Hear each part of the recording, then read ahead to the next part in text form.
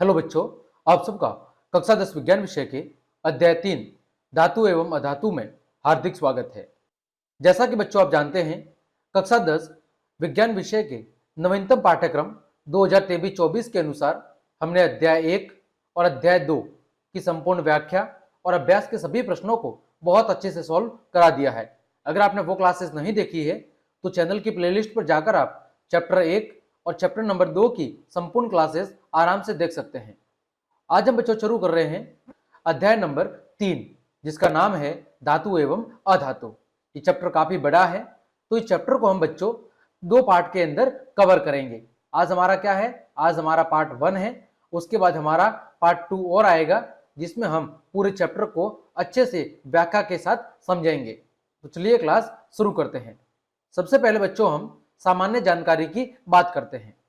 तो जो तत्व है उन तत्वों को उनके गुण धर्मों के आधार पर किसमें बांटा गया है, धातु और अधातु के अंदर वर्गीकृत किया जाता है।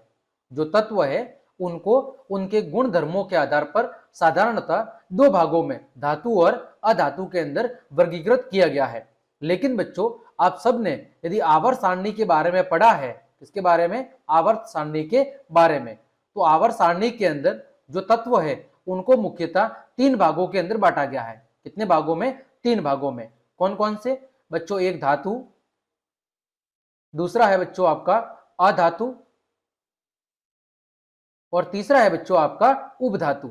ठीक है, इस तरह हमारी आवर्त सारणी, जिसमें वर्तमान में लगभग 118 तत्व शामिल है। कितने हैं, 118 तत्व। और उस आवर्त सारणी के अंदर तत्वों को 3 भागों के अंदर वर्गीकृत किया गया है, धातु, अधातु और उपधातु। लेकिन साधारणतः हम जो तत्व है उनके गुण धर्म यानी भौतिक और रासायनिक गुण धर्मों के आधार पर हम उन्हें केवल 2 भाग धातु और अधातु के अंदर क्या करते हैं बच्चों, वर्गीकृत करते हैं। जैसे धातु के कुछ उदाहरण आपके सामने बच्चों दिए गए हैं, जैसे आयरन यानी लोहा, एल्यूमिनियम, चांदी, कॉपर, सोना, ये सब क्या है, ये बच्चों धातु के कुछ उदाहरण हैं। इसी तरह बच्चों अधातु के कुछ उदाहरण, जैसे हाइड्रोजन, नाइट्रोजन, सल्फर, ऑक्सीजन, ये बच्चों अधातु के कुछ उदाहरण हैं। तो हमने क्या सीखा बच्चों कि जो तत्व है उनके उन तत्वों को उनके गुण धर्मों के आधार पर धातु और अधातु के अंदर बांटा गया है। ठीक है बच्चों, आगे बढ़ते हैं। सबसे पहले हमारे सामने कुछ उदाहरण दिए गए हैं। हमने एक भाग में मेटल्स यानी धातुओं को बताया है और दूसरे भाग में नॉन मेटल्स यानी कि अधातुओं को बताया है। धातुओं के अंदर जैसे लेड, फिर गोल्ड यानी सोना, सिल्वर यानी चांदी, कॉपर यानी तांबा। लेड, ठीक है, ये क्या है, पहला है लेड, दूसरा है आपका गोल्ड यानी कि बच्चों सोना, तीसरा है सिल्वर यानी कि बच्चों चांदी, और चौथा है बच्चों आपका कॉपर यानी कि बच्चों तांबा। ठीक है, यहां पर अधातु में कौन कौन से बच्चों, पहला है डायमंड यानी कि हीरा, दूसरा है आपका बच्चों कार्बन, तीसरा है बच्चों सल्फर,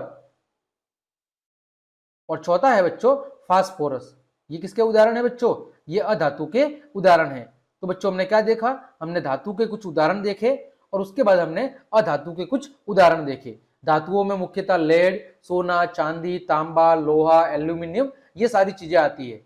और अधातु के अंदर जैसे हीरा, carbon, sulphur, phosphorus, oxygen, nitrogen, ये सारी जो ज्यादातर गैसें होती हैं वो किसमें होती है बच्चों, अधातु के अंदर शामिल होती है। आगे बढ़ते हैं बच्चों। सबसे पहले हम बात करते हैं धातुओं के भौतिक गुण धर्मों की। किसकी बात करते हैं बच्चों, धातुओं के भौतिक गुण धर्म की। अब भौतिक का मतलब है फिजिकल, कौन से गुण, फिजिकल गुण धर्म। देखो फिजिकल का मतलब क्या होता है कि जैसे मैंने आपको कहा कि आपके सामने एक लड़का खड़ा है, आप मुझे इसकी विशेषता बताइए। तो बच्चों आप क्या बताओगे, आप कहोगे कि लड़का लंबा है या छोटा है, ठिगना है या मोटा है, काला है या गोरा है, उसके बाल कैसे हैं, नाक कान कैसे हैं, ये सारी चीजें आप उसको देख के बताओगे। तो जो भौतिक गुणधर्म होते हैं उनका मतलब वो गुणधर्म है जिनको हम आंखों से देखकर डायरेक्टली बता सकते हैं। ऐसे गुणधर्म जिनको हम डायरेक्टली आंखों से देखकर बता सकते हैं। तो जब हम धातुओं के भौतिक गुणधर्म की बात करते हैं तो बच्चों वो क्या होते हैं, या तो उनका रंग रूप होता है या बच्चों उनकी क्या होती है, अवस्था। ठीक है, ये कुछ उनके क्या होते हैं बच्चों, भौतिक गुणधर्म, जिन्हें हम केवल वस्तुओं को देख कर ही क्या कर सकते हैं, बता सकते हैं। यानी उनके साथ किसी भी प्रकार का केमिकल जो प्रयोग है, जो रासायनिक परिवर्तन है, वो किए बिना उनके गुणों को हम बता सकते हैं। वो गुण कहलाते हैं भौतिक गुणधर्म, यानी कि फिजिकल गुणधर्म। ठीक है, फिजिकल प्रॉपर्टीज। देखें, सबसे पहला जो भौतिक गुणधर्म है वो है बच्चों धात्विक चमक। कौन सा है बच्चों, वो है आपका धात्विक चमक। तो देखो, जो धातुओं होती हैं, धातुओं की सतह कैसी होती है बच्चों, ज्यादातर धातुओं की सतह चमकदार होती है। कैसी होती है बच्चों, ज्यादातर धातुओं की जो सतह है वो कैसी होती है बच्चों, वो आपके चमकदार होती है। जैसे उदाहरण के लिए सोना और चांदी। इसी तरह एल्यूमिनियम और अन्य जो धातु है, ज्यादातर धातु होती है, उनकी चमक कैसी होती है बच्चों, उनकी जो सतह है वो बच्चों चमकदार होती है। तो पहला गुण है कि धातुओं की जो सतह है वो कैसी होती है बच्चों, चमकदार होती है, और इस गुण धर्म को कहते हैं धात्विक चमक। दूसरा गुण धर्म है बच्चों कठोरता। कौन सा है, कठोरता। तो ज्यादातर जो धातुएं हैं वो सामान्यतः कैसी होती है बच्चों, वो सामान्यतः कठोर होती है।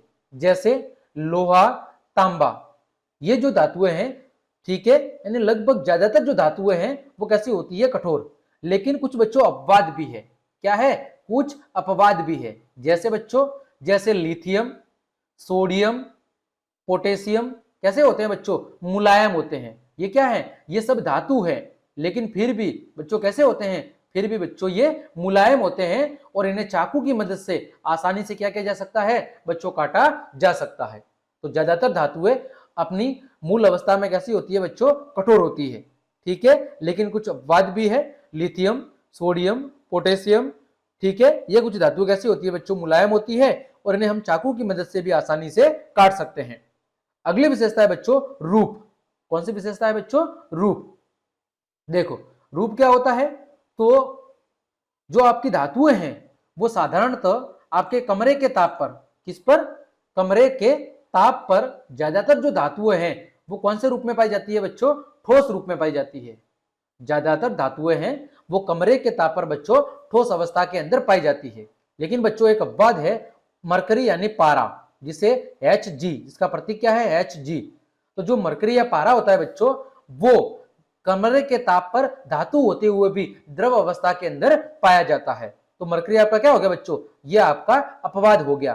ठीक है, कि जो आपका पारा या मरकरी है, ये धातु होते हुए भी बच्चों कमरे के ताप पर द्रव अवस्था के अंदर पाई जाती है। ठीक है बच्चों, अगली विशेषता है आघात वर्धनीयता। ठीक है, आघात वर्धनीयता का मतलब है बच्चों कि कुछ धातुओं को पीट के पतली चादर के रूप में डाला जा सकता है। कुछ धातुओं को पीट कर पतली चादर के रूप में डाला जा सकता है बच्चों। धातुओं की इस गुण को कहते हैं आघात वर्धनीयता। ठीक है, धातुओं को पीट कर पतली चादर के रूप में डाला जा सकता है, इस गुण को कहते हैं बच्चों धातुओं का आघात वर्धनीय गुणधर्म। आगे बढ़ते हैं बच्चों, अगला गुण है आपका, वो है धात्विक चमक तो हो गया, कठोरता भी हो गया। ठीक है, अगला गुण है आपका बच्चों, वो है तन्यता। कौन सा गुण है बच्चों, तन्यता। अब ये क्या होता है बच्चों, तो जो धातुओं होती है उन धातुओं को खींचकर पतले तार के रूप में बदला जा सकता है। ज्यादातर जो धातुएं हैं उन्हें खींचकर पतले तार के रूप में बदला जा सकता है। जैसे आपने देखा होगा एल्यूमिनियम, एल्यूमिनियम के तार बनाए जाते हैं। इसी तरह चांदी, इसी तरह बच्चों सोना, ये कुछ ऐसी धातुएं हैं जिनको खींचकर पतले तार के रूप में बदला जा सकता है। तो धातुओं को बच्चों इस गुण धर्म को कहते हैं तन्यता। अगला गुण है बच्चों विद्युत और ऊष्मा के चालक। तो जो बच्चों ज्यादातर धातुएं होती हैं वो विद्युत धारा और ऊष्मा की क्या होती है, सुचालक होती है। ज्यादातर जो धातुएं होती है उनमें विद्युत धारा और ऊष्मा दोनों ही क्या होती है, आसानी से प्रवाहित हो जाती है। लेकिन बच्चों कुछ अपवाद भी है, जैसे सीसा और मरकरी। ये क्या है बच्चों, ये धातुओं के अंदर जो अपवाद है, जो क्या होते हैं, जो विद्युत और ऊष्मा के कुचालक होते हैं। इनमें से होकर विद्युत धारा और आपकी ऊष्मा ऊर्जा प्रवाहित नहीं हो सकती। तो बच्चों ज्यादातर जो धातुएं हैं वो विद्युत और ऊष्मा की सुचालक होती है, लेकिन आपका सीसा और मरकरी क्या है, अपवाद है, जो कि कुचालक होते हैं। आगे बढ़ते हैं बच्चों, घनत्व। घनत्व का सूत्र क्या होता है बच्चों, घनत्व का सूत्र होता है द्रव्यमान m बटे में आयतन v। घनत्व बराबर द्रव्यमान बटे में आयतन। तो सामान्यतः अधिक घनत्व एवं उच्च गलनांक, ठीक है, यानी जो ज्यादातर धातुएं होती है उनका घनत्व और जो गलनांक है बच्चों वो कैसा होता है, उच्च होता है। ज्यादातर धातुओं का गलनांक और उसका घनत्व बच्चों क्या होता है, उच्च। लेकिन कुछ अपवाद है, आपका सोडियम और आपका पोटेशियम।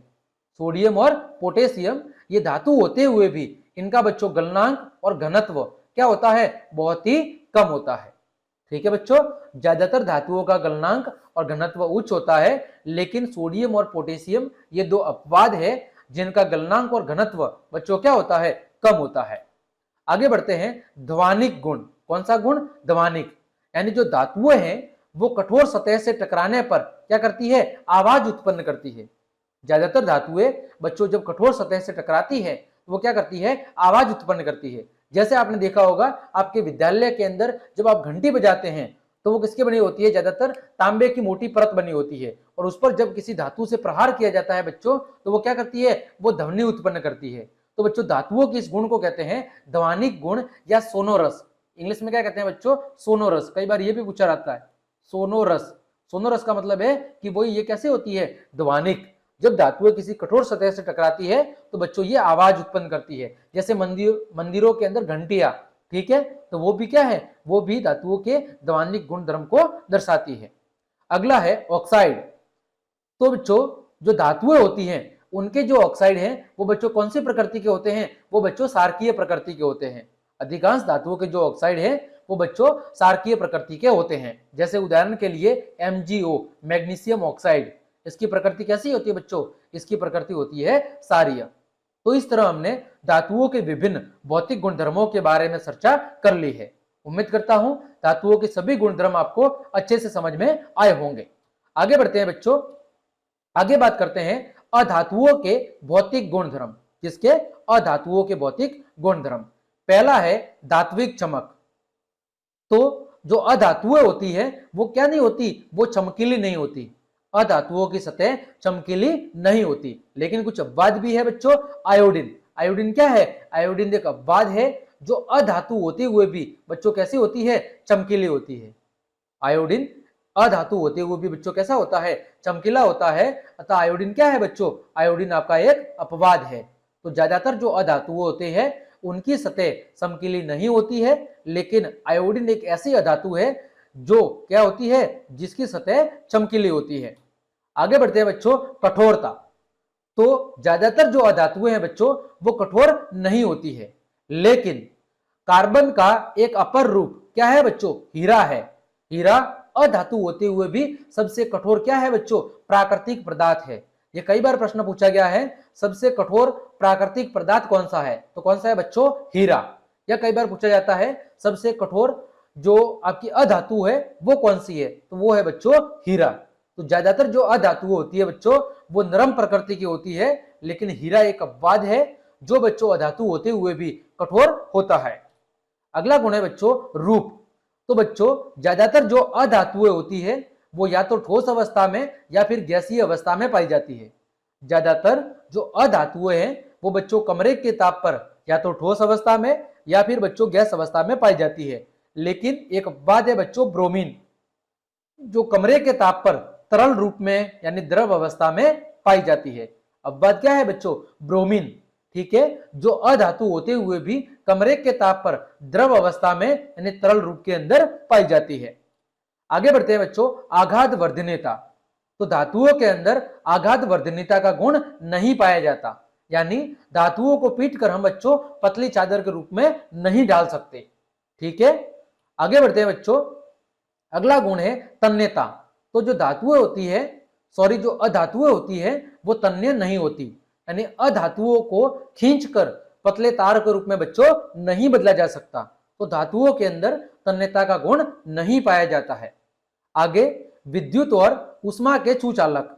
तो बच्चों जो अधातुएं होती है वो विद्युत और उष्मा के क्या होती है बच्चों, कुचालक होती है। अधातुओं के अंदर विद्युत धारा और उष्मा का प्रवाह नहीं होता, लेकिन बच्चों आपका एक अपवाद है वो है ग्रेफाइट। क्या है बच्चों, ग्रेफाइट आपका एक अपवाद है जो अधातु होते हुए भी विद्युत धारा और उष्मा का क्या होता है बच्चों, सुचालक होता है। जैसे आपने देखा होगा पेंसिल के अंदर जो नोक होती है, पेंसिल की जो नोक होती है वो किसके बनी होती है बच्चों, ग्रेफाइट की बनी होती है, और उसके अंदर विद्युत धारा और उष्मा का प्रवाह होता है। तो ये एक मात्र क्या है बच्चों, अपवाद है। आगे बढ़ते हैं, घनत्व। तो अधातुओं का जो घनत्व और गलनांक होते हैं वो बच्चों कैसे होते हैं, बहुत ही कम होते हैं। घनत्व का मतलब है द्रव्यमान बटे में आयतन, और यदि आयतन एक हो जाए, भाई घनत्व का मान क्या है, D equal to M upon V. M का मतलब क्या है बच्चों, द्रव्यमान, ठीक है, और आपके V का मतलब क्या है बच्चों, आयतन। तो यदि बच्चों V का मान एक हो जाए तो उस समय वस्तु का जो घनत्व है वो उसके द्रव्यमान के बराबर होगा। तो अधातुओं का घनत्व बहुत कम होता है, और गलनांक का मतलब है वह तापमान जिस पर कोई ठोस पदार्थ किसमें बदलता है बच्चों, द्रव के अंदर बदलता है। तो वो वाला तापमान क्या कहलाता है, उस पदार्थ का गलनांक कहलाता है। तो अधातुओं के घनत्व और गलनांक कम होते हैं। फिर दवानिक, यानी अधातुओं को अगर हम किसी ठोस सतह से क्या करें, टकराएंगे, तो अधातुएं जब किसी ठोस सतह से टकराती है तो वो ध्वनि उत्पन्न नहीं करती, यानी अधातुओं के अंदर दवानिक का गुण नहीं पाया जाता है बच्चों। आगे ऑक्साइड। तो जिस तरह बच्चों धातुओं के ऑक्साइड क्षारीय प्रकृति के होते हैं, उसी तरह बच्चों अधातुओं के ऑक्साइड अम्लीय ऑक्साइड होते हैं। अधातुओं के ऑक्साइड अम्लीय प्रकृति के होते हैं, जैसे सल्फर डाइऑक्साइड, उदाहरण के लिए सल्फर डाइऑक्साइड। तो ये बच्चों थे अधातुओं के भौतिक गुणधर्म। आगे बढ़ते हैं बच्चों, अधातुओं के भौतिक गुणधर्म में हम बात करते हैं मुख्य अपवाद की, कि कौन कौन से अपवाद देखने को मिलते हैं। तो पहला है कठोर अधातु, यानी ज्यादातर जो अधातु होती है वो नरम होती है, लेकिन आपका हीरा एक अधातु होते हुए भी अपवाद है, जो क्या होता है, बहुत ही कठोर अधातु के रूप में पाया जाता है। दूसरा सुचालक अधातु, ज्यादातर जो अधातु है बच्चों वो विद्युत और उष्मा की कुचालक होती है, लेकिन जो ग्रेफाइट है, ये ग्रेफाइट विद्युत और आपकी उष्मा ऊर्जा का क्या होता है, सुचालक होता है। तीसरा अपवाद है चमकीली अधातु। तो आयोडीन या आयोडाइड ये अधातु होते हुए भी बच्चों कैसा होता है, चमकीला। फिर क्रियाशील अधातु, तो बच्चों ज्यादातर जो अधातु होती है वो अक्रियाशील होती है, ठीक है, यानी वायु के साथ अभिक्रिया नहीं करती। लेकिन फास्फोरस, इसे जल के अंदर रखा जाता है, क्योंकि इसको जब वायु के अंदर खुले में रखा जाता है तो ये वायु के साथ बहुत तीव्र गति से अभिक्रिया करके क्या पकड़ लेता है बच्चों, आग पकड़ लेता है। तो आपकी क्रियाशील अधातु क्या है, फास्फोरस। फिर है द्रव अधातु। तो बच्चों ज्यादातर जो अधातु है वो कमरे के ताप पर ठोस या गैस अवस्था में पाई जाती है, लेकिन ब्रोमीन एकमात्र अपवाद है जो कमरे के ताप पर अधातु होते हुए भी बच्चों द्रव अवस्था में पाया जाता है। अगला है बच्चों गैसीय अधातु, जिसमें nitrogen, oxygen, helium, neon, organ, krypton, xenon और रेडॉन, ये बच्चों गैसीय अधातु के उदाहरण हैं। फिर ठोस अवस्था में पाई जाने वाली अधातुएं, तो बच्चों ठोस अवस्था में आयोडीन और फास्फोरस ये अधातु होते हुए भी ठोस अवस्था के अंदर बच्चों पाई जाती है। तो ये थे अधातुओं के कुछ मुख्य अपवाद, ठीक है बच्चों। तो ये सब आपको अच्छे से ध्यान रखने हैं, कई बार इनसे प्रश्न पूछा जाता है, सबसे ज्यादा प्रश्न इन्हीं अपवाद से पूछा जाता है, ठीक है बच्चों। आगे बढ़ते हैं, आगे बात करते हैं धातुओं के रासायनिक गुणधर्म। अभी हमने पढ़े भौतिक गुणधर्म, अब बात कर रहे हैं केमिकल प्रॉपर्टीज की, रासायनिक गुणधर्मों की। तो बच्चों पहली विशेषता है, या जो पहला गुणधर्म है, धातुओं की बच्चों वायु के साथ अभिक्रिया। किसके साथ, धातुओं की वायु के साथ अभिक्रिया। तो बच्चों जो धातुएं हैं वो वायु यानी कि ऑक्सीजन के साथ अभिक्रिया करके क्या बनाती है, धातु ऑक्साइड बनाती है। बच्चों धातुएं ऑक्सीजन के साथ अभिक्रिया करके क्या बनाती है बच्चों, धातु ऑक्साइड बनाती है। उदाहरण की बात करें तो जब बच्चों कॉपर की अभिक्रिया ऑक्सीजन के साथ होती है तो क्या बनता है, काले रंग का बच्चों कॉपर ऑक्साइड बनता है। जब बच्चों कॉपर की अभिक्रिया ऑक्सीजन के साथ होती है तो काले रंग का क्या बनता है, कॉपर ऑक्साइड बनता है। दूसरा, जब बच्चों एल्यूमिनियम की अभिक्रिया ऑक्सीजन के साथ होती है तो बच्चों एल्यूमिनियम ऑक्साइड बनता है। क्या बनता है, एल्यूमिनियम ऑक्साइड। इसी तरह बच्चों जब मैग्नीशियम की अभिक्रिया ऑक्सीजन के साथ होती है तो बच्चों क्या बनता है, मैग्नीशियम ऑक्साइड बनता है। उदाहरण के लिए आपके सामने एक चित्र दिया हुआ है कि जब मैग्नीशियम रिबन का वायु की उपस्थिति में क्या किया जाता है बच्चों, दहन किया जाता है। जब मैग्नीशियम रिबन का वायु की उपस्थिति में क्या किया जाता है बच्चों, दहन किया जाता है, तो फिर ये क्षारीय प्रकृति का क्या बनाता है, ऑक्साइड। ठीक है, धातुएं कौन सी प्रकृति का ऑक्साइड बनाती है बच्चों, क्षारकीय प्रकृति का। ठीक है, तो जब इस विलयन को लिटमस पत्र से होकर गुजारा जाता है तो ये क्या कर देती है, ये लाल लिटमस को नीला कर देते हैं। ठीक है, क्या कर देते हैं, लाल लिटमस को नीला, क्योंकि ये जो धातु ऑक्साइड बनते हैं इनकी प्रकृति कैसी होती है बच्चों, क्षारकीय, और क्षारक हैं वो लाल लिटमस को कैसा कर देते हैं बच्चों, नीला कर देते हैं। ठीक है, आगे बढ़ते हैं बच्चों, आगे बात करते हैं आपके कि जो धातु ऑक्साइड हैं वो कैसे होते हैं, ज्यादातर धातुओं के ऑक्साइड बच्चों जल में कैसे होते हैं, अघुलनशील, यानी जल के अंदर वो नहीं घुलते। ज्यादातर धातुओं के जो ऑक्साइड हैं वो जल में कैसे होते हैं बच्चों, अघुलनशील। लेकिन कुछ अपवाद है, जैसे सोडियम ऑक्साइड और पोटेशियम ऑक्साइड, ये बच्चों जल के अंदर घुलकर क्या बनाते हैं, सार देते हैं। ठीक है बच्चों, ज्यादातर धातुओं के जो ऑक्साइड हैं वो जल के अंदर कैसे होते हैं, अघुलनशील। लेकिन कुछ अपवाद है, जैसे सोडियम ऑक्साइड और पोटेशियम ऑक्साइड, ये ऑक्साइड जल के अंदर घुल के क्या बनाते हैं बच्चों, सार बनाते हैं। जैसे धातु ऑक्साइड की अभिक्रिया जब जल के साथ कराई जाती है तो बच्चों धातु हाइड्रो ऑक्साइड का क्या होता है, निर्माण होता है। जैसे सोडियम ऑक्साइड की अभिक्रिया जब बच्चों जल के साथ कराई जाती है तो सोडियम हाइड्रो ऑक्साइड का निर्माण किया जाता है। ठीक है, जब सोडियम ऑक्साइड की अभिक्रिया जल के साथ होती है तो बच्चों सोडियम हाइड्रो ऑक्साइड का निर्माण होता है, जो क्या है, एक प्रकार का सार है। इसी तरह बच्चों जब पोटेशियम ऑक्साइड की अभिक्रिया जल के साथ होती है तो बच्चों क्या बनता है, पोटेशियम हाइड्रो ऑक्साइड बनता है, जो कि आपका एक सार है। आगे बात करें, वे धातु ऑक्साइड जो जल में घुलनशील होते हैं उन्हें क्या कहते हैं, उन्हें बच्चों हम सार कहते हैं। वे धातु ऑक्साइड जो बच्चों जल के अंदर घुलनशील होते हैं उन्हें हम बच्चों सार कहते हैं, जैसे sodium hydro oxide, potassium hydro oxide और कैल्शियम हाइड्रो ऑक्साइड। तो बच्चों हमने क्या देखा कि जब सबसे पहले जब धातु की वायु के साथ यानी ऑक्सीजन के साथ बच्चों अभिक्रिया होती है तो क्या बनता है, तो बच्चों बनता है धातु ऑक्साइड। क्या बनता है बच्चों, धातु ऑक्साइड बनता है। और जो धातु ऑक्साइड है वो बच्चों जल के अंदर कैसे होते हैं, अघुलनशील। लेकिन कुछ अपवाद है, ठीक है, जैसे sodium hydro oxide, sodium oxide और पोटेशियम ऑक्साइड। और जब ये धातु ऑक्साइड किसके साथ अभिक्रिया करेंगे बच्चों, जल के साथ, किसके साथ, जल के साथ जब अभिक्रिया करेंगे तो बच्चों क्या बनाएंगे, तो बनाएंगे बच्चों ये धातु हाइड्रो ऑक्साइड। क्या बनाएंगे बच्चों, धातु हाइड्रो ऑक्साइड।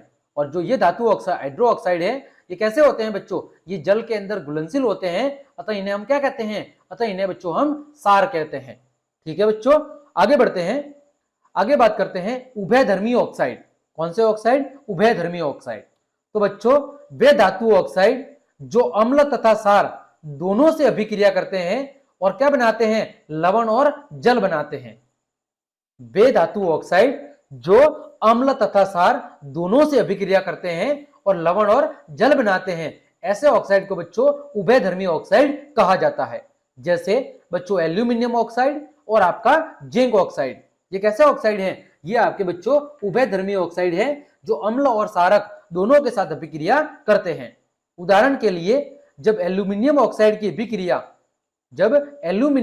अभिक्रिया हाइड्रोक्लोरिक अम्ल के साथ कराई जाती है तो बच्चों एल्यूमिनियम क्लोराइड ये क्या है बच्चों, ये आपका लवण है और आपका क्या बनता है, लवण और जल बनता है। इसी तरह बच्चों जब एल्यूमिनियम ऑक्साइड की अभिक्रिया सोडियम हाइड्रो ऑक्साइड, HCl क्या है, HCl आपका अम्ल है और सोडियम हाइड्रोक्साइड क्या है बच्चों, आपका सार है। तो जब उभयधर्मी ऑक्साइड यानी धातु ऑक्साइड एल्यूमिनियम ऑक्साइड की अभिक्रिया सार के साथ कराई जाती है तो क्या बनता है, सोडियम एल्यूमिनेट। ये क्या है बच्चों, ये आपका लवण है और क्या बनता है, जल बनता है। ठीक है बच्चों, तो जो धातु ऑक्साइड हैं वो कौन सी प्रकृति के होते हैं, वो आपके सारीय प्रकृति के होते हैं। तो बच्चों हमने क्या पढ़ा, हमने पढ़ा उभयधर्मी ऑक्साइड, वे धातु ऑक्साइड जो बच्चों अम्ल तथा सार दोनों से अभिक्रिया करते हैं और लवण और जल बनाते हैं। ठीक है, ऐसे ऑक्साइड को बच्चों उभयधर्मी ऑक्साइड कहा जाता है। ठीक है, जैसे एल्यूमिनियम ऑक्साइड की अभिक्रिया जब हाइड्रोक्लोरिक अम्ल के साथ कराई जाती है तो एल्यूमिनियम क्लोराइड लवण के रूप में और बच्चों क्या बनता है, जल। इसी तरह जब एल्यूमिनियम ऑक्साइड की अभिक्रिया सोडियम हाइड्रोक्साइड जो कि सार है इसके साथ कराई जाती है तो आपका सोडियम एल्यूमिनेट बनता है और आपका जल बनता है। ठीक है बच्चों, आगे बढ़ते हैं। आगे बात करते हैं कि जो धातुएं हैं वो ऑक्सीजन के साथ अलग अलग तरह से क्या करती है, अभिक्रिया दिखाती है। यानी सभी धातुएं ऑक्सीजन के साथ एक जैसा व्यवहार नहीं दर्शाती है। धातुएं ऑक्सीजन के साथ जब अभिक्रिया करती है तो अलग अलग तरह का व्यवहार दर्शाती है। सबसे पहला है कि जो आपका सोडियम और पोटेशियम है, सोडियम और पोटेशियम ये वायु के अंदर आकस्मिक क्या पकड़ लेते हैं बच्चों, आग पकड़ लेते हैं। जब और सोडियम और पोटेशियम को खुले में रखा जाता है तो ये तुरंत ही वायु के साथ अभिक्रिया करके बच्चों क्या पकड़ लेते हैं, आग पकड़ लेते हैं। और इसे रोकने के लिए यानी इस आकस्मिक आग को रोकने के लिए सोडियम और पोटेशियम को केरोसिन तेल के अंदर डुबोकर रखा जाता है। ये बच्चों कई बार परीक्षा के अंदर पूछा गया है कि सोडियम और पोटेशियम को केरोसिन में डुबोकर क्यों रखा जाता है। तो बच्चों आप कहेंगे कि सोडियम और पोटेशियम बहुत ही ज्यादा क्रियाशील धातु है और जब इन्हें खुले में रखा जाता है तो ये तुरंत ही वायु के साथ अभिक्रिया करके क्या पकड़ लेती है बच्चों, आग पकड़ लेती है। तो इस आग से बचने के लिए सोडियम और पोटेशियम को बच्चों क्या किया जाता है, केरोसिन तेल के अंदर डुबोकर रखा जाता है। ठीक है बच्चों, अगला बिंदु है आपका मैग्नीशियम, एल्यूमिनियम, जिंक और लेड। मैग्नीशियम, एल्यूमिनियम, जिंक और लेड ये वायु के साथ बच्चों धीरे धीरे अभिक्रिया करते हैं। अतः इन धातुओं पर ऑक्साइड की क्या चढ़ जाती है, ऑक्साइड की परत चढ़ जाती है। ये धातुएं वायु के साथ धीरे धीरे अभिक्रिया करती है, अतः बच्चों इन पर धातु ऑक्साइड की परत चढ़ जाती है। अगला है बच्चों आयरन, लोहा। लोहे को वायु में गर्म करने पर यह प्रज्वलित नहीं होता, ठीक है, यानी कि चमकता नहीं है। लेकिन जब ज्वाला के अंदर हम लोहा चूर्ण डालेंगे तो वो तेजी से क्या होते हैं बच्चों, जलने लगते हैं। क्या कह रहा है कि जो आयरन है इसको जब हम बच्चों लोहे को जब हम वायु की उपस्थिति में गर्म करेंगे तो ये ज्यादा प्रज्वलित यानी ज्यादा उजाला नहीं देगा। लेकिन जब हम ज्वाला के अंदर थोड़ा सा लोहे का चूर्ण डाल देंगे तो ये तेजी से जलना शुरू हो जाएगा। अगला है बच्चों जो कॉपर है वो भी प्रज्वलित नहीं होता, यानी कॉपर भी वायु के साथ तेज गति से अभिक्रिया नहीं करता। इसी वजह से उस पर धीरे धीरे काले रंग के कॉपर ऑक्साइड की क्या चढ़ जाती है बच्चों, परत चढ़ जाती है। और इसी वजह से धीरे धीरे कॉपर के जो बर्तन है बच्चों वो कैसे हो जाते हैं, धीरे धीरे काले रंग के हो जाते हैं। ठीक है बच्चों, इसी तरह जो लोहा है वो वायु के साथ अभिक्रिया करके धीरे धीरे लोहे पर क्या लग जाता है, जंग लग जाता है। ठीक है, तो ये सब क्या है, ये सब वायु के साथ अभिक्रिया के क्या है, परिणाम है। ठीक है बच्चों, आगे बढ़ते हैं। आपका चांदी और सोना ये ऑक्सीजन के साथ कभी भी अभिक्रिया नहीं करते। ये वेरी वेरी इंपॉर्टेंट पॉइंट है। ये जो धातुएं हैं चांदी और आपका सोना ये कभी भी ऑक्सीजन के साथ अभिक्रिया नहीं करते हैं। तो बच्चों हमने देखा कि सोडियम और पोटेशियम वायु के साथ बहुत तेज गति से अभिक्रिया करते हैं। मैग्नीशियम, एल्यूमिनियम, जिंक और लेड वायु के साथ धीरे धीरे अभिक्रिया करते हैं। आपका आयरन है ये वायु के साथ गर्म करने पर तो बहुत धीरे धीरे अभिक्रिया करता है, लेकिन लोहा चूर्ण डाल देने पर ये बहुत तेज गति से अभिक्रिया करता है। फिर कॉपर भी वायु के साथ धीरे धीरे अभिक्रिया करता है और इस पर कॉपर ऑक्साइड की काले रंग की धीरे धीरे परत चढ़ जाती है। फिर सोना और जो चांदी है वो ऑक्सीजन के साथ बच्चों कोई अभिक्रिया नहीं करते हैं। ठीक है, आगे बढ़ते हैं बच्चों। एनोडीकरण, अगली प्रक्रिया है एनोडीकरण। तो एनोडीकरण क्या है, एल्यूमिनियम पर मोटी ऑक्साइड की परत चढ़ाने की जो प्रक्रिया है वो बच्चों कहलाती है एनोडीकरण। एल्यूमिनियम के ऊपर मोटी ऑक्साइड की जो परत चढ़ाने की प्रक्रिया है, जो प्रोसेस है, उसी को बच्चों कहते हैं एनोडीकरण। देखो, वायु के संपर्क में आने पर एल्यूमिनियम पर ऑक्साइड की पतली परत का क्या होता है, निर्माण होता है। जब एल्यूमिनियम ऑक्सीजन के साथ अभिक्रिया करता है तो इस पर aluminium oxide Al2O3 aluminium oxide की क्या होती है बच्चों, पतली परत चढ़ जाती है। एल्यूमिनियम ऑक्साइड की जो ये परत है ये इस एल्यूमिनियम को संचारण से यानी कि नष्ट होने से क्या करती है बच्चों, बचाती है। तो इस परत को मोटा करके ये जो एल्यूमिनियम ऑक्साइड की परत ऊपर चढ़ी है, इस परत को अगर हम और ज्यादा मोटा करें तो हम एल्यूमिनियम को और ज्यादा नष्ट होने से बचा सकते हैं। तो ये जो एल्यूमिनियम के ऊपर ऑक्साइड की मोटी परत चढ़ाने की जो बच्चों ये प्रक्रिया है, इसी को बच्चों कहते हैं एनोडीकरण। ठीक है, तो अब एनोडीकरण की प्रक्रिया क्या है उसको हम बच्चों जान लेते हैं। तो एनोडीकरण के लिए बच्चों एल्यूमिनियम की एक वस्तु को क्या बनाते हैं, एनोड। ठीक है, और फिर तनु सल्फ्यूरिक अम्ल यानी H2SO4 के साथ इसका क्या किया जाता है, विद्युत अपघटन किया जाता है। पहली प्रक्रिया क्या है बच्चों, एल्यूमिनियम की हम एक वस्तु लेंगे, उसको क्या बनाएंगे, एनोड, और फिर तनु सल्फ्यूरिक अम्ल के साथ उसका क्या करेंगे बच्चों, विद्युत अपघटन करेंगे। ठीक है, जैसा कि आपको चित्र में दिख रहा है, ये कैथोड है। ठीक है, जो कि क्या है आपका AU का मतलब है आपका सोना, और आपका एनोड है, एनोड किसका है बच्चों, एल्यूमिनियम का। और यहां पर जो विलयन भरा हुआ है बच्चों वो किसका है, H2SO4 का, यानी कि सल्फ्यूरिक अम्ल का। ठीक है, फिर इसके अंदर बच्चों क्या किया हमने, विद्युत धारा को प्रवाहित किया है। तो एनोड पर उत्सर्जित यानी एनोड पर जो उत्सर्जित ऑक्सीजन गैस है वो एल्यूमिनियम के साथ अभिक्रिया करके ऑक्साइड की क्या बनाती है, मोटी परत बनाती है। तो जब हम इस विलयन के अंदर क्या करेंगे, विद्युत धारा को प्रवाहित करेंगे, तो क्या होगा बच्चों, यहां से जो एनोड पर क्या मुक्त होगी, ऑक्सीजन।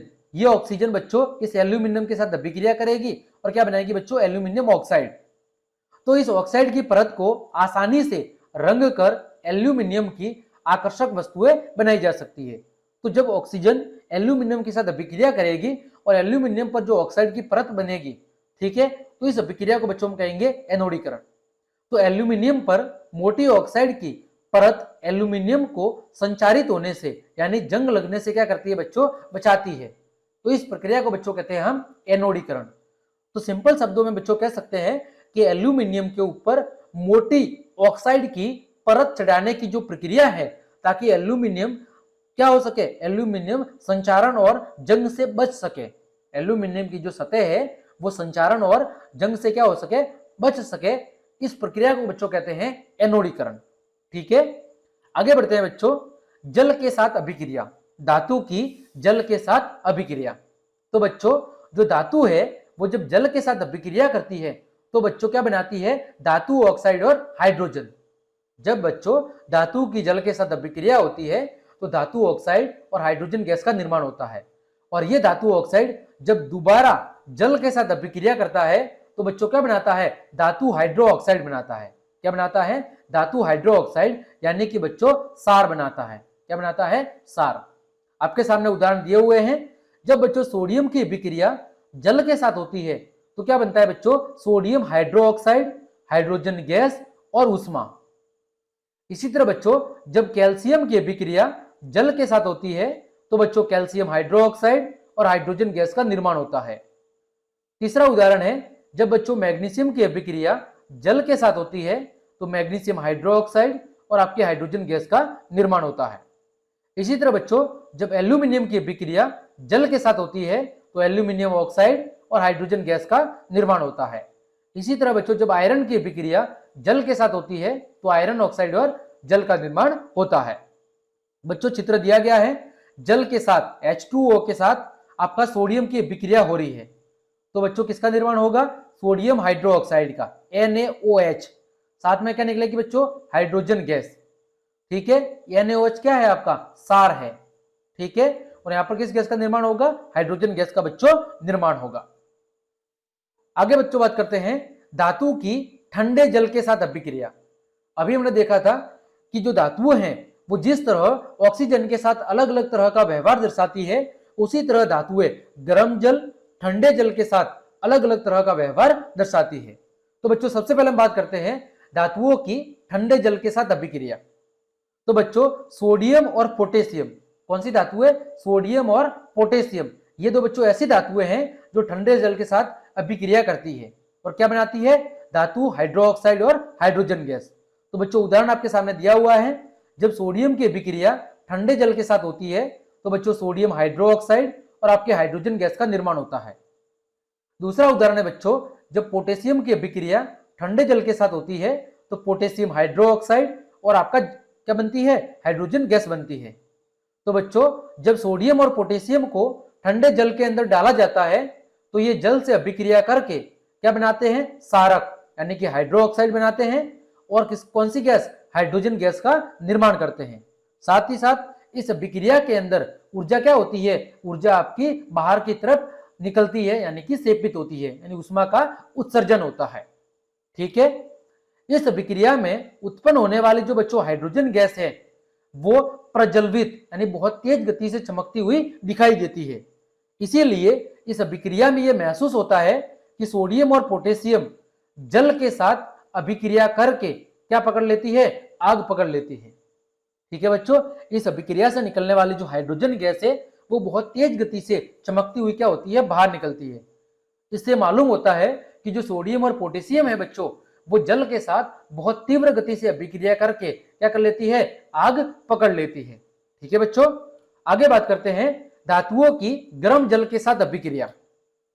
तो बच्चों आपकी कैल्शियम और मैग्नीशियम ये बच्चों गर्म जल के साथ अभिक्रिया करते हैं और क्या बनाते हैं, वही आपके धातु हाइड्रोक्साइड और हाइड्रोजन गैस बनाते हैं। जैसे कैल्शियम की अभिक्रिया जल के साथ हो रही है तो बच्चों क्या बन रहा है, कैल्शियम हाइड्रोक्साइड और आपकी हाइड्रोजन गैस। उसी तरह बच्चों जब मैग्नीशियम की अभिक्रिया आपके जल के साथ हो रही है तो मैग्नीशियम हाइड्रोक्साइड और आपके हाइड्रोजन गैस का निर्माण हो रहा है। ठीक है बच्चों, तो कैल्शियम और जो मैग्नीशियम है वो शीतल जल यानी कि ठंडे जल के साथ कोई अभिक्रिया नहीं करते हैं, ये आपको ध्यान रखना है। परंतु गर्म जल के साथ अभिक्रिया करके क्या बनाते हैं बच्चों, कैल्शियम हाइड्रोक्साइड यानी कैल्शियम क्या बनाएगा, कैल्शियम हाइड्रोक्साइड और मैग्नीशियम क्या बनाएगा, मैग्नीशियम हाइड्रोक्साइड और साथ ही साथ आपकी हाइड्रोजन गैस उत्पन्न करते हैं। ठीक है बच्चों, इस अभिक्रियाओं में उत्पन्न जो हाइड्रोजन गैस है वो जल के बुलबुलों, ठीक है, जल के बुलबुलों के रूप में बाहर निकलती है और इन धातुओं के साथ चिपक कर जल की सतह पर तैरने में क्या करती है, सहयोग करती है। यानी इस अभिक्रिया में जो हाइड्रोजन गैस है वो जल के बुलबुलों के रूप में दिखाई देती है और फिर ये धातुओं के साथ चिपक कर जल की सतह पर क्या होती है, किसी भी वस्तु को तैरने के अंदर सहयोग करती है। ठीक है, तो आपको केवल इतना याद रखना है कि कैल्शियम और जो मैग्नीशियम है बच्चों वो ठंडे जल के साथ अभिक्रिया नहीं करते, लेकिन गर्म जल के साथ अभिक्रिया करके क्या बनाते हैं बच्चों, कैल्शियम हाइड्रोक्साइड और मैग्नीशियम हाइड्रोक्साइड और साथ में साथ हाइड्रोजन गैस का निर्माण करते हैं। आगे बच्चों धातुओं की भाप के साथ अभिक्रिया, किसके साथ, भाप के साथ। तो भाप के साथ आपकी एल्यूमिनियम, आपका आयरन और जिंक, ये जो धातुएं हैं एल्यूमिनियम, आयरन यानी लोहा और जिंक, ये धातुएं भाप के साथ अभिक्रिया करती है। क्या बनाती है, ये आपके ऑक्साइड बनाती है और क्या बनाती है, हाइड्रोजन गैस। तो देखो एल्यूमिनियम की अभिक्रिया बच्चों जब भाप के साथ कराई जाती है तो एल्यूमिनियम ऑक्साइड और आपका हाइड्रोजन गैस। इसी तरह बच्चों जब आयरन की अभिक्रिया भाप के साथ कराई जाती है तो आयरन ऑक्साइड और आपके हाइड्रोजन गैस का निर्माण होता है। इसी तरह बच्चों जब जिंक की अभिक्रिया जल के साथ होती है तो जिंक ऑक्साइड और हाइड्रोजन गैस का निर्माण होता है। तो बच्चों एल्यूमिनियम, जिंक और आयरन ये धातुएं न तो ठंडे जल के साथ अभिक्रिया करती है और न ही गर्म जल के साथ, लेकिन भाप के साथ अभिक्रिया करके क्या बनाती है बच्चों, धातु ऑक्साइड और हाइड्रोजन गैस बनाती है। ठीक है, इसके अलावा कुछ उदाहरण दिए गए हैं जैसे कॉपर, सिल्वर, लेड और ओरम यानी कि सोना। ये ऐसी धातुएं हैं जो किसी भी प्रकार के जल के साथ अभिक्रिया नहीं करती है और केवल मुक्त अवस्था में पाई जाती है। वेरी वेरी इंपॉर्टेंट पॉइंट, आपको हमेशा ध्यान रखना है। कॉपर, सिल्वर यानी चांदी, लेड और ओरम यानी कि सोना, ये ऐसी धातुएं हैं जो न तो ठंडे जल के साथ अभिक्रिया करती है, न गर्म जल के साथ और न ही भाप के साथ। ठीक है, ये मुक्त अवस्था के अंदर प्रकृति में पाई जाती है। ठीक है बच्चों, आगे बढ़ते हैं। यहां पर दिया हुआ है धातुओं की अलग अलग जल के साथ अभिक्रिया। तो सबसे पहले ठंडे जल के साथ अभिक्रिया कौन कौन सी धातुएं करती है, सोडियम, पोटेशियम और कैल्शियम, ये तीनों धातुएं बच्चों ठंडे जल के साथ अभिक्रिया करती है। फिर बच्चों गर्म जल के साथ तो आपका मैग्नीशियम आपका किसके साथ अभिक्रिया करता है, गर्म जल के साथ। फिर बच्चों भाप के साथ आपका एल्यूमिनियम, आयरन और जिंक, ये बच्चों भाप के साथ अभिक्रिया करते हैं। फिर आपका पीबी यानी लेड, कॉपर, सोना और चांदी, ये आपके जल के साथ बच्चों कोई अभिक्रिया नहीं करते हैं। फिर अगला लिखा हुआ है कैल्शियम और मैग्नीशियम, जल के साथ अभिक्रिया करने पर क्या होते हैं बच्चों, तैरने लगते हैं। क्यों? क्योंकि जो हाइड्रोजन गैस है, वो हाइड्रोजन गैस के जो बुलबुले हैं वो धातु के साथ क्या हो जाते हैं, चिपक जाते हैं, जिसकी वजह से कैल्शियम और जो मैग्नीशियम है वो जल के साथ अभिक्रिया करने पर फिर जल की सतह पर क्या होती है बच्चों, तैरने लगती है। तो बच्चों हमने पढ़ा भी धातुओं की जल के साथ अभिक्रिया। उम्मीद करता हूं आपको अच्छे से समझ में आया होगा। आगे बढ़ते हैं बच्चों, धातुओं की तनु अम्ल के साथ अभिक्रिया। किसके साथ? तनु अम्ल। तनु अम्ल का मतलब क्या होता है बच्चों? तनु अम्ल का मतलब है कि आपका जो अम्ल है, अम्ल की मात्रा क्या है बच्चों, अम्ल की मात्रा कम है और आपके जल की मात्रा क्या है बच्चों, जल की मात्रा ज्यादा है। अम्ल की मात्रा बच्चों कम है और आपके जल की मात्रा क्या है, ज्यादा। तो उस अम्ल को बच्चों हम क्या कहेंगे, तनु अम्ल। ठीक है। तो जब धातुएं बच्चों तनु अम्ल के साथ अभिक्रिया करती है तो क्या बनाती है, लवण और हाइड्रोजन गैस। जब बच्चों धातुएं तनु अम्ल के साथ रिएक्शन करती है तो क्या बनाती है, लवण और हाइड्रोजन गैस। ठीक है। जैसे आयरन की अभिक्रिया जब बच्चों हाइड्रोक्लोरिक अम्ल के साथ कराई जाती है तो क्या बनता है, आपका फेरस क्लोराइड यानी आयरन क्लोराइड और आपकी हाइड्रोजन गैस। इसी तरह मैग्नीशियम की अभिक्रिया हाइड्रोक्लोरिक अम्ल के साथ तो मैग्नीशियम क्लोराइड और आपकी हाइड्रोजन गैस। इसी तरह बच्चों जिंक की अभिक्रिया हाइड्रोक्लोरिक अम्ल के साथ तो जिंक क्लोराइड और हाइड्रोजन गैस।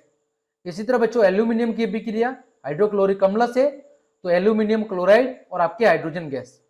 फिर बच्चों नोट है कि आपकी कॉपर, फिर आपका सिल्वर यानी चांदी और Hg यानी मरकरी या पारा, ये तनु अम्लों के साथ बच्चों कोई अभिक्रिया नहीं करते हैं। कौन कौन बच्चों, कॉपर, चांदी और पारा यानी कि मरकरी, ये तनु अम्लों के साथ रिएक्शन नहीं करती है। बाकी धातुएं तनु अम्लों के साथ अभिक्रिया के करके बच्चों क्या बनाती है, लवण और हाइड्रोजन गैस।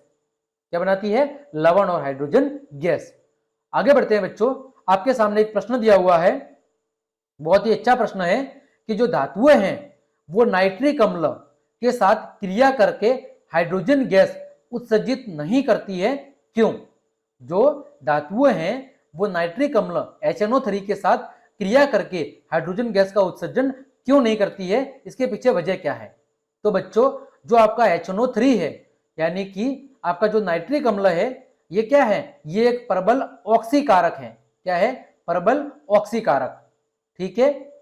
जो H2 जो यहाँ पर ऑक्सीकारक है, उस H2 को ये जो आपकी धातुएं हैं वो ऑक्सीकृत करके क्या बना देता है, ये H2O बना लेता है।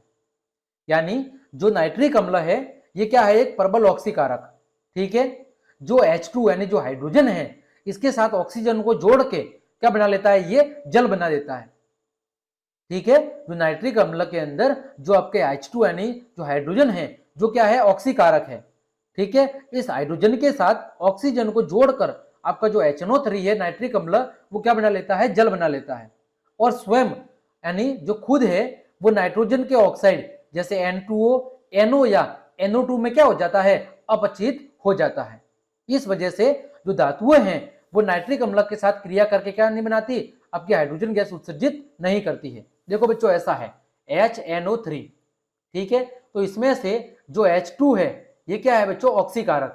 तो जो आपका HNO3 है ये H2 के साथ क्या करेगा, ऑक्सीजन को जोड़ेगा यानी ऑक्सीजन की अभिक्रिया करेगा। तो जब H2 की अभिक्रिया ऑक्सीजन के साथ होगी तो क्या बनेगा बच्चों, H2O। और जो पीछे NO3 बचा है, ये NO3 क्या होगा, ये NO3 बच्चों या तो N2O में या NO में या NO2 में क्या हो जाता है बच्चों, अपचयित हो जाता है। ठीक है। इस वजह से जो धातुएं हैं वो नाइट्रिक अम्ल के साथ क्रिया करके हाइड्रोजन गैस का उत्सर्जन नहीं करती, क्योंकि HNO3 के अंदर जो हाइड्रोजन गैस है वो ऑक्सीजन के साथ अभिक्रिया करके क्या बनाती है, जल बना लेती है। ठीक है। अब बात है मैग्नीशियम, मैग्नीज, ये अति तनु यानी HNO3 के साथ अभिक्रिया करके हाइड्रोजन गैस क्या करती है, उत्सर्जित करती है। कौन कौन सी धातु है, मैग्नीशियम और मैग्नीज, ये तनु नाइट्रिक अम्ल के साथ अभिक्रिया करके हाइड्रोजन गैस का क्या करती है बच्चों, उत्सर्जन करती है। तो ये क्या हो गए, आपके अपवाद हो गए। आगे बढ़ते हैं बच्चों, एक्वा रेजिया या अम्लराज। तो बच्चों सांद्र हाइड्रोक्लोरिक अम्ल, ठीक है, यानी जब बच्चों HCl और HNO3 यानी कि आपका हाइड्रोक्लोरिक अम्ल और नाइट्रिक अम्ल, जब इन दोनों को 3:1 में मिलाया जाता है तो इससे बनने वाला जो मिश्रण या विलयन होता है वो बच्चों कहलाता है एक्वा रेजिया या अम्लराज। ठीक है, जब हाइड्रोक्लोरिक अम्ल और नाइट्रिक अम्ल इन दोनों को जब 3:1 के रेशियो में मिलाया जाता है तो इससे बनने वाला जो मिश्रण है वो बच्चों कहलाता है एक्वा रेजिया या अम्लराज। यह कौन सी अवस्था में होता है बच्चों? द्रव अवस्था में। और कैसा होता है? प्रबल संचारक होता है। कैसा होता है? प्रबल संचारक, मतलब धातुओं को आसानी से गलाने की क्षमता रखता है। यह गोल्ड यानी कि सोना और प्लेटिनम जैसी धातुओं को आसानी से क्या कर सकता है बच्चों? गला सकता है। ये जो अम्लराज है ये सोना और प्लेटिनम जैसी धातुओं को बहुत ही आसानी से गला सकता है। तथापि लेकिन टाइटेनियम, इरिडियम, रुथेनियम, टेक्लम, ओस्मियम, रोडियम और अन्य कुछ धातुओं को ये नहीं गला पाता है। ठीक है बच्चों, तो ये आपको ध्यान रखना है। आपने देखा होगा आपके घर पर कभी बार क्या होते हैं, आभूषण धोने वाले आते हैं, आभूषणों को चमकाने वाले। वो बोलते हैं कि हम आपके आभूषणों को चमका के देंगे। तो बच्चों ऐसा कभी भी नहीं करवाए। क्यों? क्योंकि उनके पास क्या होता है? अम्लराज का विलयन होता है। आपके आभूषणों को उस विलयन में डाला जाता है, जिसकी वजह से आपके आभूषणों की जो ऊपरी परत होती है, सोने या जो चांदी की ऊपरी परत होती है, वो उस विलयन के अंदर क्या हो जाती है बच्चों? घुल जाती है। तो उससे आपकी जो आपके आभूषण है वो चमकने तो क्या होते हैं, लगना शुरू हो जाते हैं। लेकिन आपका जो धातुओं की ओरिजिनल जो आपका ऊपर की जो सतह होती है वो उस विलयन के अंदर क्या हो जाती है? जमा हो जाती है। और आपकी धातु होती है वो धातुओं का वजन क्या हो जाता है? कम हो जाता है। तो आपको नुकसान होता है। तो बच्चों कभी भी आपके घर पर ऐसे कोई भी व्यक्ति आए कि हम आपके धातुओं को या आपके आभूषणों को चमकाने का काम करते हैं, तो कभी भी ऐसा नहीं करवाए। ठीक है, इससे आपका क्या होगा बच्चों? नुकसान होगा। आगे बढ़ते हैं बच्चों, धातुओं की अन्य धातु लवणों के साथ अभिक्रिया। धातुओं की अन्य धातु लवणों के साथ अभिक्रिया। तो बच्चों जब धातु किसी अन्य लवण विलयन के साथ अभिक्रिया करती है तो बच्चों किसका निर्माण होगा? लवण विलयन का और आपकी धातु का। ठीक है, देखो अभी समझा रहा हूं कि अधिक अभिक्रियाशील जो धातुएं हैं वो अपने से कम क्रियाशील धातुओं को उसके यौगिक के विलयन से क्या करती है बच्चों? विस्थापित कर देती है। जो अधिक क्रियाशील धातु होती है वो बच्चों कम क्रियाशील धातु को उसके यौगिक के विलयन से क्या करेगी? विस्थापित करेगी। और ये जो आपके विस्थापन का जो क्रम है या जो क्रियाशीलता है वो बच्चों धातुओं की सक्रियता श्रेणी पर निर्धारित होता है कि कौन सी धातु को उसके यौगिक से विस्थापित करेगी। इसकी जानकारी हमें कहां से प्राप्त होती है बच्चों? सक्रियता श्रेणी से, जिसमें जो ऊपर वाली धातुएं हैं, सक्रियता श्रेणी में जो ऊपर की धातुएं हैं वो नीचे की धातुओं को उसके यौगिक से विस्थापित करने की क्षमता रखती है। अब बच्चों सक्रियता श्रेणी क्या है? तो सक्रियता श्रेणी एक सूची है, यानी कि बच्चों एक लिस्ट है जिसमें धातुओं को उनकी क्रियाशीलता के अवरोही क्रम के अंदर क्या किया गया है बच्चों? व्यवस्थित किया गया है।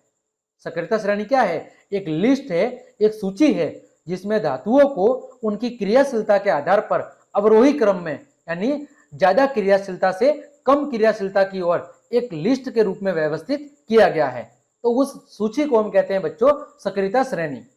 यह आपके सामने एक सक्रियता श्रेणी दी गई है।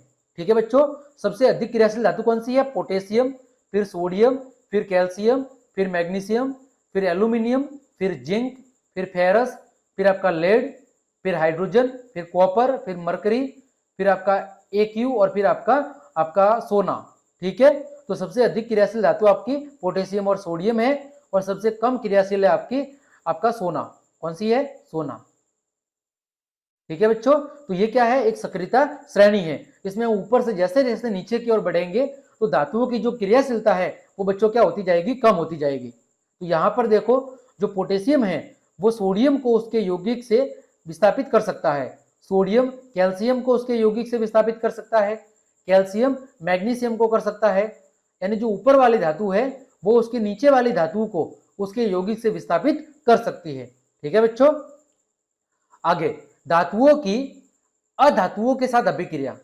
धातुओं की अधातुओं के साथ अभिक्रिया। तो तत्वों की जो अभिक्रियाशीलता है वो संयोजकता कोष को पूर्ण करने की प्रवृत्ति के रूप में समझी जा सकती है। यानी जो तत्व है उनकी अभिक्रियाशीलता है उस गुण को हम उनके संयोजकता के आधार पर समझ सकते हैं। बच्चों आप सबने कक्षा 9 में पढ़ा होगा कि किसी तत्व के प्रत्येक कोष में अधिकतम इलेक्ट्रॉनों की संख्या बच्चों कितनी हो सकती है, 2n² के अनुसार। तो यदि किसी तत्व के बाहरी कोष में कितने इलेक्ट्रॉन मौजूद है या कितने इलेक्ट्रॉनों की बच्चों वो साझेदारी कर सकता है, उसी को कहते हैं बच्चों संयोजकता। जैसे उदाहरण के लिए धातु के जो परमाणु है वो अपने संयोजकता कोष से इलेक्ट्रॉनों को त्याग करके क्या बनाते हैं बच्चों, धनायन। धातु के जो परमाणु है बच्चों वो अपने संयोजकता कोष यानी जो बाहरी कक्षा होती है उस बाहरी कक्षा से इलेक्ट्रॉनों को क्या करते हैं, त्याग करते हैं और क्या बनाते हैं बच्चों, धनायन बनाते हैं। वही जो आपकी अधातु है, कौन सी, अधातु, जो आपकी अधातु है बच्चों, वो अधातु के जो परमाणु है वो संयोजकता कोष में इलेक्ट्रॉनों को क्या करते हैं, ग्रहण करते हैं और क्या बनाते हैं, ऋणायन बनाते हैं। तो धातुएं क्या बनाती है, धातुएं इलेक्ट्रॉनों को त्याग करती है यानी दान देती है और धनायन बनाती है, और जो अधातु है बच्चों वो इलेक्ट्रॉनों को ग्रहण करती है और क्या बनाती है, ऋणायन बनाती है। जैसे देखो बच्चों NaCl का निर्माण, तो जो सोडियम है, सोडियम का परमाणु क्रमांक कितना है बच्चों, 11। तो इसका इलेक्ट्रॉनिक विन्यास क्या होगा, पहले कक्ष में बच्चों 2, दूसरे कक्ष में 8 और तीसरे कक्ष में बच्चों 1। तो ये जो सोडियम है बच्चों ये क्या करेगा, ये एक इलेक्ट्रॉन का त्याग करेगा। क्या करेगा, एक इलेक्ट्रॉन का त्याग करेगा और क्या बनाएगा, सोडियम धनायन बनाएगा यानी कि Na+ बनाएगा।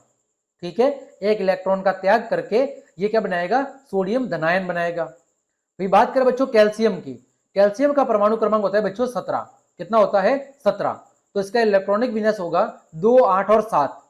तो बच्चों इसके बाहरी कोष में एक इलेक्ट्रॉन की कमी है, तो बच्चों क्या करेगा, एक इलेक्ट्रॉन को ग्रहण करेगा और क्या बनाएगा, क्लोरीन ऋणायन यानी कि Cl- बनाएगा।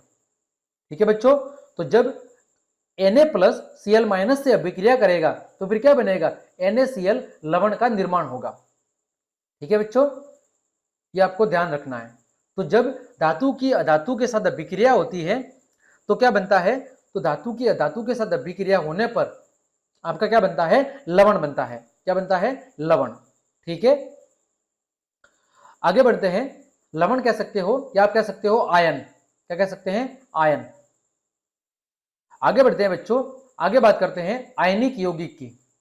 ठीक है, तो ये आपका जो NaCl था ये क्या था, ये बच्चों आपका एक आयनिक यौगिक है। तो जो बच्चों धातु की अधातु के साथ अभिक्रिया होती है तो बच्चों किसका निर्माण होता है, तो बच्चों आयनिक यौगिक का निर्माण होता है। इसका निर्माण होता है आयनिक यौगिक का। ठीक है, आगे बात करते हैं बच्चों आयनिक यौगिक की। तो विपरीत आवेशित आयन, विपरीत आवेशित आयन यानी कि एक प्लस का आयन और एक माइनस का आयन एक दूसरे को आकर्षित करते हैं और मजबूत स्थिर विद्युत बल के अंदर बंध कर क्या बनाते हैं बच्चों, आयनिक यौगिक बनाते हैं।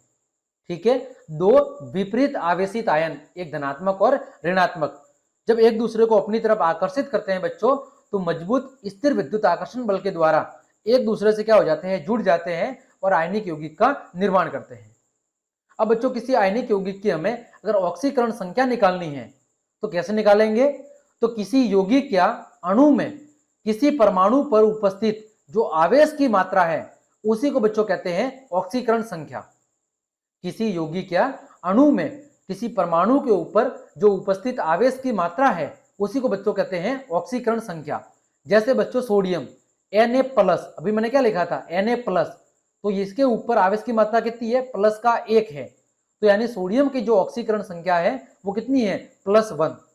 फिर बच्चों भी मैं बताया था Cl-, तो इसके ऊपर आवेश की मात्रा कितनी है, -1, तो इसकी ऑक्सीकरण संख्या कितनी है बच्चों, -1।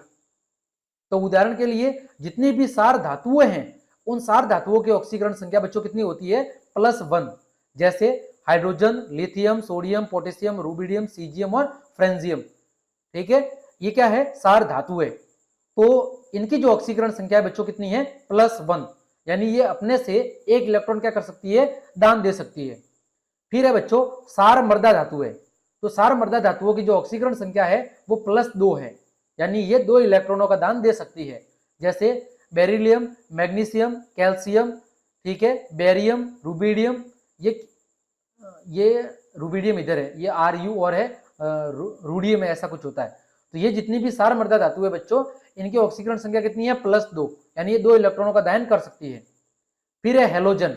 जितने भी हेलोजन होते हैं उनकी जो ऑक्सीकरण संख्या है बच्चों वो कितनी होती है -1। जैसे फ्लोरीन, क्लोरीन, ब्रोमीन, आयोडीन, ये क्या है, ये आपके हेलोजन है, यानी ये क्या करते हैं, एक इलेक्ट्रॉन को ग्रहण करते हैं और क्या बनाते हैं, ऋणायन। तो बच्चों इनकी जो ऑक्सीकरण संख्या है वो कितनी होती है, -1, यानी इन पर आवेश की मात्रा -1 होती है। तो किसी यौगिक या अणु में किसी परमाणु पर उपस्थित जो आवेश की मात्रा है वही बच्चों कहलाती है उसकी ऑक्सीकरण संख्या। आगे बढ़ते हैं बच्चों, आयनिक यौगिक का निर्माण कैसे होता है।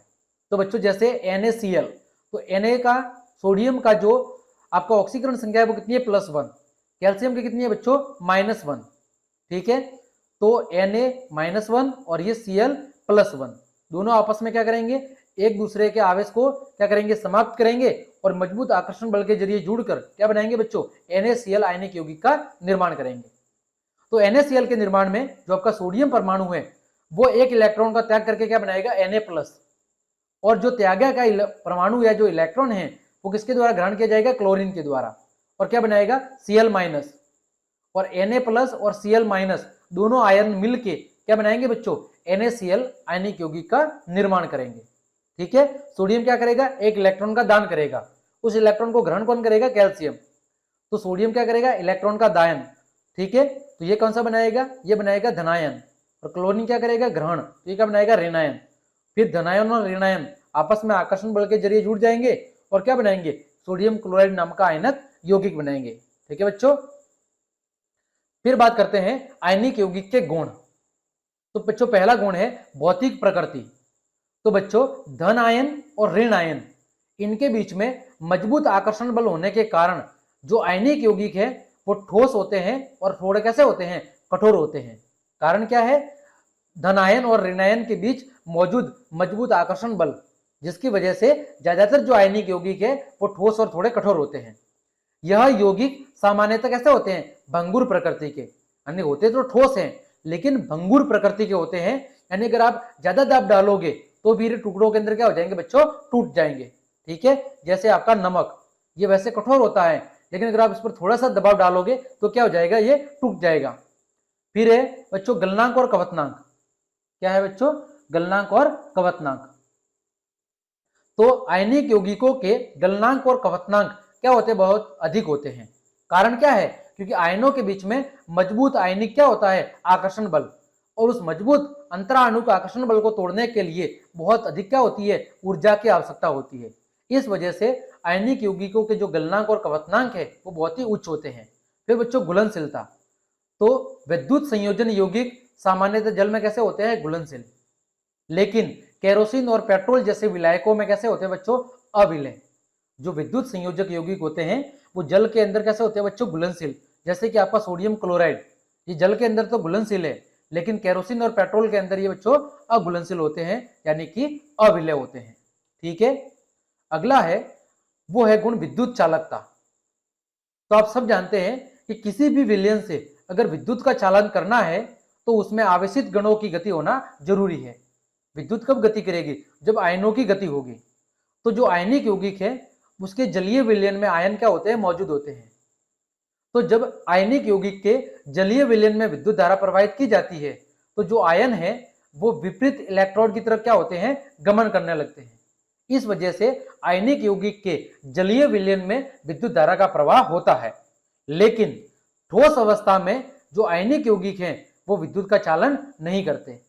क्यों, क्योंकि ठोस अवस्था के अंदर जो आयन है उन आयनों के अंदर बच्चों कोई गति नहीं होती है, और आयनों की गति नहीं होने के कारण ठोस अवस्था में आयनिक यौगिकों के अंदर विद्युत धारा का चालन नहीं होता। लेकिन गलित अवस्था में यानी द्रव अवस्था के अंदर विद्युत का चालन होता है, क्योंकि गलित अवस्था में जो विपरीत आवेश होते हैं, विपरीत आवेश वाले जो बच्चों आयन होते हैं, उनके बीच में जो विद्युत आकर्षण बल होता है वो ऊष्मा के कारण क्या हो जाता है, थोड़ा कमजोर पड़ जाता है, और जो आयन है वो अधिक स्वतंत्र होकर क्या करते हैं बच्चों, गति करते हैं। इस वजह से आयनिक यौगिक विद्युत का चालन करते हैं। तो बच्चों हमने क्या देखा कि ठोस अवस्था के अंदर आयनिक यौगिकों में विद्युत का चालन नहीं होता, लेकिन द्रव और जो आपका जलीय विलयन है, द्रव और जलीय विलयन, इसके अंदर बच्चों आयनिक यौगिक में विद्युत धारा का चालन होता है, क्योंकि द्रव और जलीय विलयन में क्या होती है, आयनों की गति होती है। ठीक है, आयनों की गतिशीलता मौजूद होती है, आयनों के बीच में गति होती है। इस वजह से आयनिक यौगिकों की द्रवित अवस्था या गलित अवस्था में विद्युत धारा का चालन होता है, लेकिन आयनिक यौगिकों की ठोस अवस्था में आयनों के बीच गति नहीं होने के कारण विद्युत धारा का प्रवाह नहीं होता है। ठीक है बच्चों, तो बच्चों आज की क्लास को हम यहीं पे विराम देते हैं। आज की क्लास में हमने जितने भी टॉपिक पढ़े, उम्मीद करता हूं सभी टॉपिक बच्चों आपको अच्छे समझ में आए होंगे। तो क्लास देखने के लिए आप सभी को धन्यवाद। यदि आपको मेरी क्लास और मेहनत पसंद आई है तो बच्चों लाइक, कमेंट, शेयर और सब्सक्राइब जरूर करें। अगली क्लास में बच्चों हम इसके जो आगे के टॉपिक है उन टॉपिक को डिस्कस करेंगे। तो आज के लिए इतना ही। जय हिंद, जय भारत।